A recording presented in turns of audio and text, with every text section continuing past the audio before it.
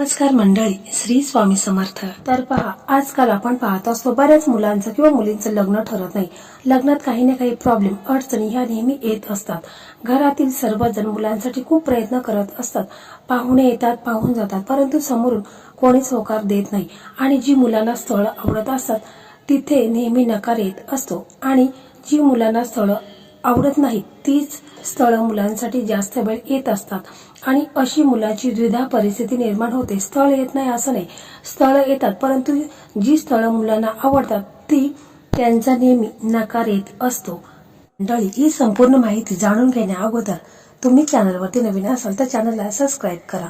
Video पाहत असताना व्हिडिओला लाईक करा. त्याचप्रमाणे श्री स्वामी समर्थ अशी कमेंट नक्की करा. मंडळी, लग्नासंदर्भात भरपूर व्हिडिओ आपल्या चॅनलवरती आहेत. म्हणजे मराठी मेघना या युट्यूब चॅनलवरती जवळजवळ 85-90 व्हिडिओ हे लग्नासंदर्भात आहेत.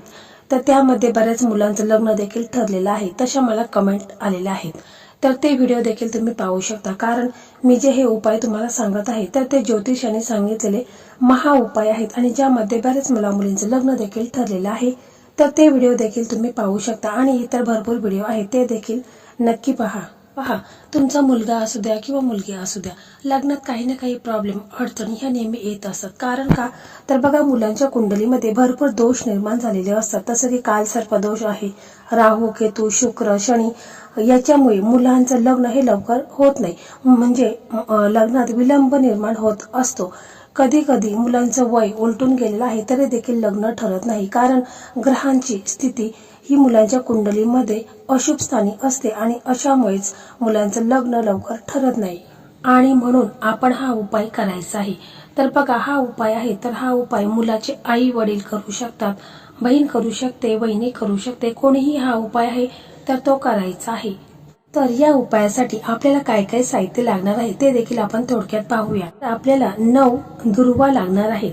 तर दुर्वा घेता वेळेस आपल्याला हिरवी आणि ताजी दुर्वा असेल तीच घ्यायची, अशी सुकलेली वगैरे दुर्वा आणायची नाही. तर आपल्याला 9 दुर्वा लागणार आहेत. त्याचप्रमाणे आपल्याला एक धागा लागणार आहे, म्हणजे कलावा ज्याला मौली धागा म्हणतो तो धागा आपल्याला एक लागणार आहे. आणि आपल्याला छोटे छोटे 9 गुळाचे तुकडे लागणार आहेत. एक तिलाच्या तेलाचा दिवा लागणार आहे. बस एवढंच साहित्य उपाय आहे. तर हा उपाय तुम्हाला बुधवारी करायचा आहे. तर बुधवारी सकाळी लवकर उठायचं आहे. शक्य असेल तर मुलांनी अंघोळीच्या पाण्यामध्ये थोडंसं तुम्हाला गुलाबजल टाकायचं आहे किंवा गंगाजल असेल तर ते टाका. ज्यामुळे मुलांवरती कोणत्याही प्रकारची नकारात्मकता, निगेटिव्हिटी, लोकांची वाईट नजर आहे तर ती दूर होत असते. आणि शक्य असेल तर या दिवशी तुम्ही लाल किंवा पिवळे कपडे हे आवर्जून घालायचे आहेत. तुम्हाला या दिवशी सूर्यदेवांना अर्घ्य द्यायचा आहे. 1 लोटा पाण्याचा घ्यायचा आहे. त्याच्यामध्ये तुम्हाला हळद, कुंकू, अक्षता, एक लाल फूल टाकायचं आहे आणि सूर्यदेवांना अर्घ्य द्यायचा आहे. त्यावेळेस तुम्हाला असं म्हणायचं आहे, ओम सूर्यदेवाय नमः, किंवा तुम्हाला जो मंत्र येत असेल सूर्यदेवांचा तो तुम्हाला म्हणायचा आहे. आणि त्याच्यानंतर अर्घ्य दिल्यानंतर तुम्हाला स्वतःभोवती 3 वेळा प्रदक्षिणा मारायच्या आहेत. जर मुलाचे आई वडील हा उपाय करत असतील तर त्यांनी देखील आपल्या देवघरासमोर एक दिवा लावायचा आहे, अगरबत्ती लावायची आहेत. गणपती बाप्पा आहेत तर त्यांना अभिषेक करून घ्यायचा आहे. गणपती बाप्पांना आवडणाऱ्या सर्व वस्तू आहेत तर त्या अर्पण करायच्या आहेत.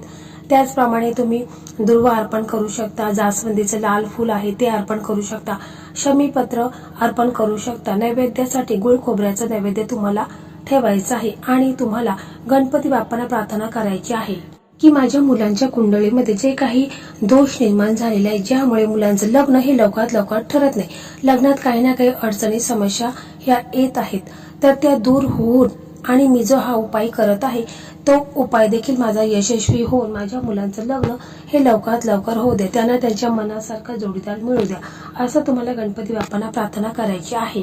त्याचप्रमाणे आपले देवघरामध्ये जे इष्टदेव आहेत, कुलदैवत आहेत, श्री स्वामी समर्थ महाराज आहेत, यांना देखील तुम्हाला प्रार्थना करायची आहे. समजा मुलं जर हा उपाय करत असेल तर मुलांनी स्वतःच्या लग्नाबद्दल बोलायचं आहे, प्रार्थना करायची आहे.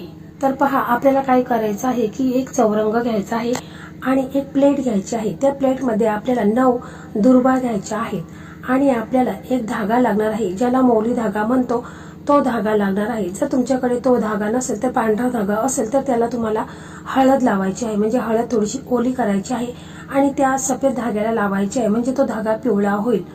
तर आपल्याला हे सर्व त्या प्लेटमध्ये ठेवायचे आहे.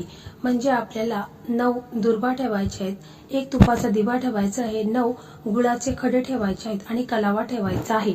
आणि मग काय करायचं आहे की हे सर्व साहित्य घेऊन आपल्याला गणपती बाप्पांच्या मंदिरामध्ये जायचं आहे. म्हणजे तुमच्या जवळपास कुठे गणपती बाप्पांचं मंदिर असेल तिथे तुम्हाला जायचं आहे. तसेच मंदिरामध्ये जाता वेळेस देखील तुमच्याकडे जर जास्वंदीची लाल फुले असतील तर ती तुम्हाला घ्यायची आहे. त्याचप्रमाणे शमीपत्र असेल ते देखील घ्यायचं आहे. म्हणजे गणपती बाप्पांना ज्या वस्तू अतिशय प्रिय आहेत त्या वस्तू देखील आपण घ्यायच्या आहेत. जर असतील तर घ्या आणि जर नसतील तर नाही घेतलं तरी काही हरकत नाही. फक्त मनाभावाने पूर्ण श्रद्धेने तुम्हाला हा उपाय करायचा आहे. पहा, आपण गणपती बाप्पांच्या मंदिरामध्ये गेल्यानंतर आपल्याला तिळाचा दिवा आहे तर तो लावायचा आहे.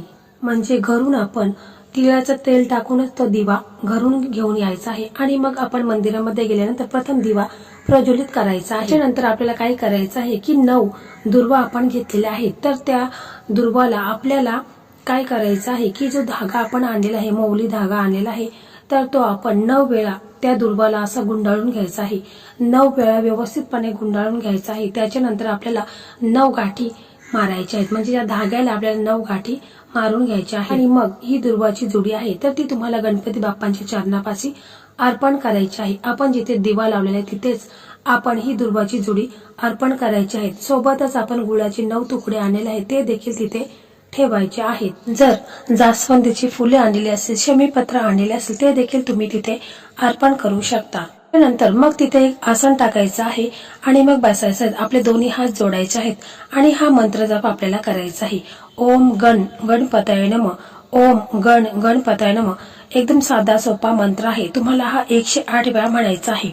जर शक्य नसेल तरच मग तुम्ही 21 वेळा म्हणा किंवा 11 वेळा म्हणा, परंतु जर 108 वेळा म्हटलं तर अतिशय उत्तम आहे. मंत्र एकदम साधा सोपा आहे, कारण मी प्रत्येक व्हिडिओमध्ये तुम्हाला एकदम साधे सोपे उपाय आणि मंत्र देखील सांगत असते. परंतु शक्य असेल तर 108 वेळा नक्कीच म्हणा. आणि मग त्याच्यानंतर आई वडिलांनी आपल्या मुलांसाठी प्रार्थना करायची आहे की हे गणपती बाप्पा, जशा तुमच्या डोक्यावर अक्षता पडलेल्या आहेत तशा माझ्या मुलांच्या डोक्यावर देखील अक्षता पडू द्या. मुलांच्या कुंडलीमध्ये किती भयंकर दोष आहे, राहू केतू शुक्र ग्रह कालसर्प दोष आहे किंवा इतर लोकांची वाईट नजर आहे, तर ती दूर होऊन माझ्या मुलांचं लग्न हे लवकरात लवकर होऊ द्या असं तुम्हाला मनापासून गणपती बाप्पांना हात जोडून प्रार्थना करायची आहे. आणि मुलं जर हा उपाय करत असेल तर त्यांनी आपल्या लग्नाबद्दल बोलायचं आहे की गणपती बाप्पा, जशा तुझ्या डोक्यावर अक्षता पडल्या तशाच माझ्या डोक्यावर देखील अक्षता पडू द्या.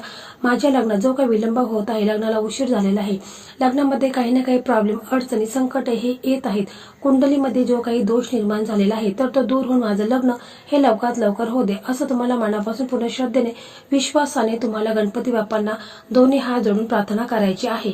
गणपती बाप्पा हे विघ्नहर्ता आहेत, संकट मोचन आहेत आणि शुभकारक आहेत. आणि म्हणूनच आपल्या मुलांच्या कुंडलीमध्ये किती भयंकर दोष असू दे, कालसर्प दोष असू दे, राहू केतू शुक्र कोणताही किती भयंकर दोष असेल तर तो दूर होईल आणि मुलांचं लग्न हे लवकरात लवकर ठरेल. परंतु पहा, उपाय करत असताना पूर्ण विश्वासाने श्रद्धेने करायचा आहे. कारण नुसता उपाय केला आणि मनामध्ये विश्वास श्रद्धा नसेल तर तो उपाय आहे तर त्याचा फायदा आपल्याला होत नाही. म्हणून पूर्ण विश्वासाने श्रद्धेने तुम्ही हा उपाय आवर्जून करायचा आहे, तरच त्याचा तुम्हाला 100% लाभ हा होईल. तर मंडळी, अशा प्रकारे आजचा हा व्हिडिओ होता. हा व्हिडिओ तुम्हाला कसा वाटला कमेंटमध्ये नक्की सांगा. व्हिडिओ आवडला तर व्हिडिओला लाईक करा, शेअर करा आणि इतर तुमचे मित्र मैत्रिणींना देखील शेअर करा. ज्या मुलांचं लग्न ठरत नाही त्यांना देखील याचा लाभ मिळू द्या. श्री स्वामी समर्थ. जय जय स्वामी समर्थ.